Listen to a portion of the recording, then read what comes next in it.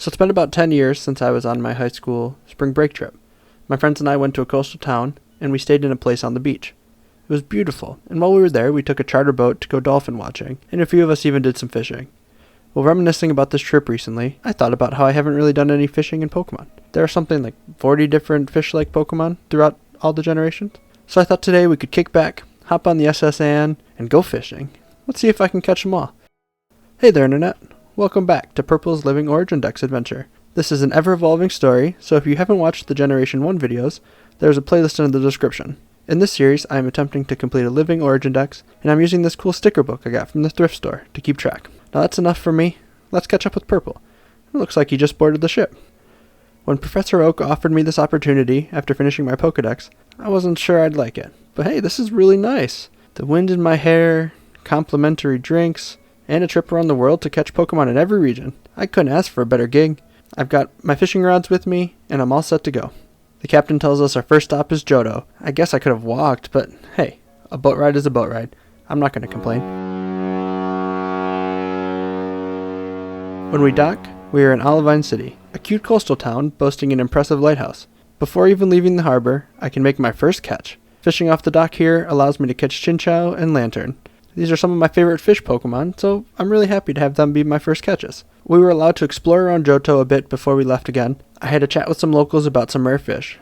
They told me that on Route 32 I could find the elusive quillfish. I thanked them and ride my Dragonite to Violet City. A few trainers wanted to battle along the way to the fishing spot, but none of them posed a real threat. I made it to the boardwalk and pulled out my equipment.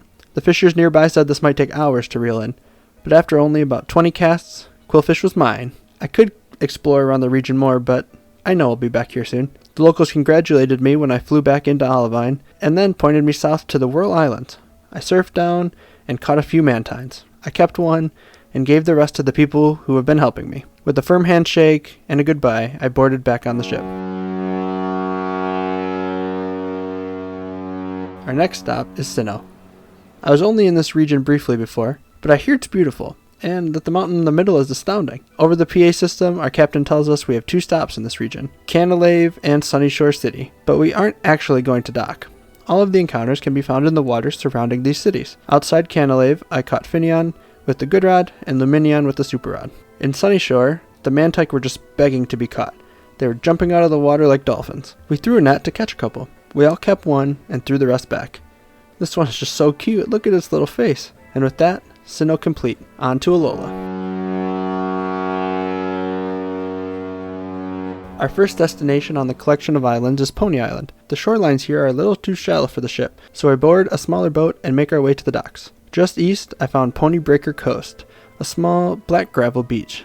It's stunning. On the beach, I was able to pick up Wimpod. I know it's not really a fish, but it's shrimp-like, so that counts.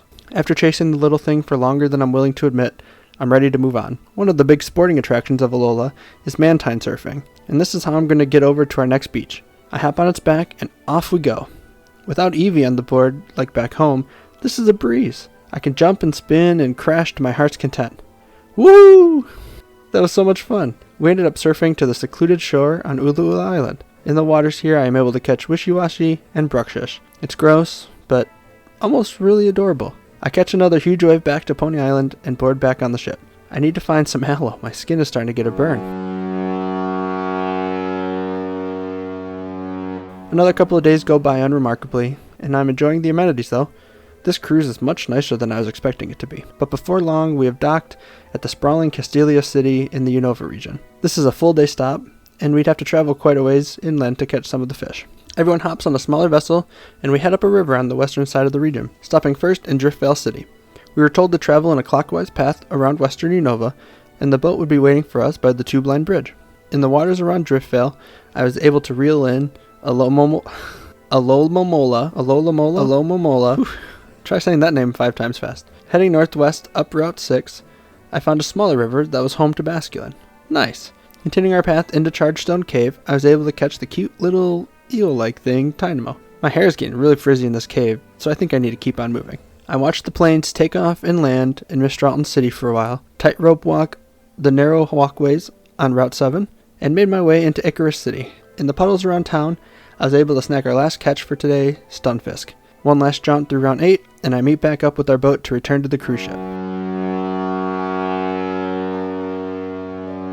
On our way over to Kalos, we anchor off the shore of Hulbury to fish up 2 Pokemon, Aracuda and its evolution, Barraskewda. We don't need to dock because these are found in the open ocean.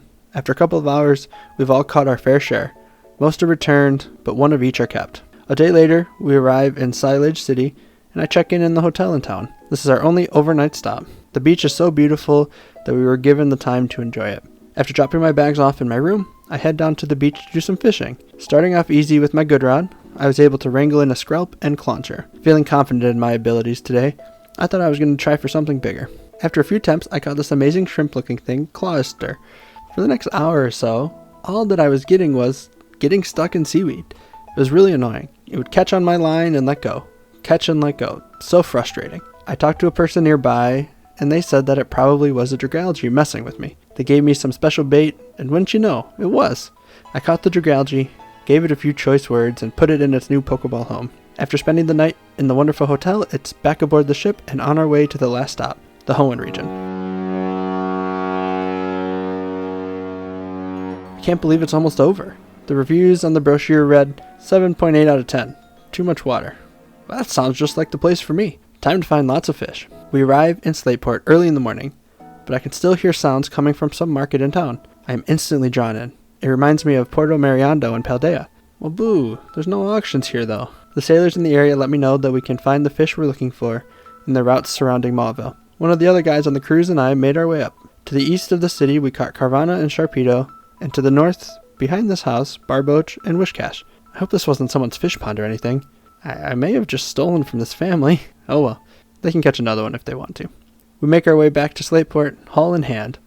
We overheard a couple people talking about heading to Moss Deep to catch some whales. We asked to tag along, and after a bit of convincing, they finally said yes. In the waters outside of Moss Deep, we were able to reel in a huge whalemer. I don't really have the equipment to catch its evolution, so we'll leave that for now. Heading further away from the island, I found and caught Relicanth and Lovedisc. After a few more hours of fishing, our new friends brought us back to Slateport. We waved goodbye and returned to the ship. The captain asked us if we had found Feebas. I shook my head no, and he gave me a reassuring, "Next time then, kid." With everyone on board, we set sail once more, heading back home. I lay out all of my new Pokemon on my bed and give them a count. Over the past week of this fun-filled fishing trip, I managed to add 28 Pokemon to our decks. I'll have to make sure to update the sticker book when I get home. I called the front desk and asked them to wake me up when we arrive back in Kanto. I'm exhausted. And with that, the latest chapter of Purple's Living Origin Dex adventure comes to a close. Thank you all for watching. I hope you've been enjoying the story as much as I have with creating it. I truly am thankful for all the really nice comments you guys have been leaving. It warms my heart and makes me want to continue this silly little project. If you did enjoy it, come along. There's still so much left to do. If you have any comments or suggestions for future content, please let me know down below. And while you're down there, let me know if you like fishing. I actually don't like to do it in the real world. It's just a lot of sitting around doing nothing. But in games, sign me up. It's one of my favorite things to do. So let me know your thoughts. Sorry again for how long this one has taken out. I recently started on a modded Minecraft server, and that has been taking up a majority of my time. So hopefully going forward, these won't take as long. We'll be starting our Generation 2 decks here shortly. So thank you again for watching. My name is Devin, but you can always call me Purple.